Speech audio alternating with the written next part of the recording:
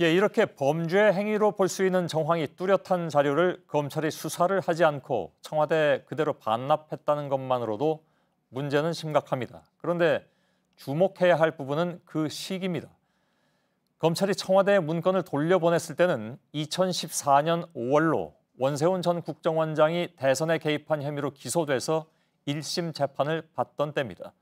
원 전 원장은 정치 개입 혐의를 일관되게 부인해 왔는데 검찰이 덮어버린 이 문건은 원 전 원장의 정치 개입 혐의를 뒷받침할 확실한 정황 증거였습니다. 그런데도 당시 검찰은 원 전 원장 재판에서 이런 사실을 단 한 번도 언급하지 않고 자료 원본을 조용히 청와대로 돌려준 겁니다. 서복현 기자입니다. 2013년 6월 정치 개입과 대선 개입 혐의로 기소된 원세훈 전 국정원장은 혐의를 전면 부인했습니다. 댓글 수사팀은 국정원의 거부로 압수수색조차 못해 어려움을 겪었습니다. 그런데 검찰은 원 전 원장의 혐의를 뒷받침할 물증을 1년 전에 확보하고도 댓글 수사팀에는 알리지 않았습니다. 원 전 원장 시절 작성된 SNS 장악 보고서 등은 인터넷을 통한 정치 개입의 사전 계획서와 같은 것으로 재판에 제출되면 유력한 증거가 될 수 있었습니다.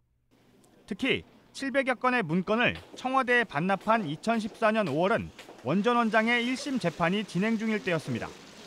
결국 댓글팀은 해당 문건들의 존재조차 몰랐고 청와대에 원본을 반납해버리면서 나중에 알았더라도 증거로 제출할 기회마저 잃었습니다. 원 전 원장은 문건이 반납된 지 넉 달 만에 1심에서 선거법 위반 혐의에 대해 무죄를 받았습니다.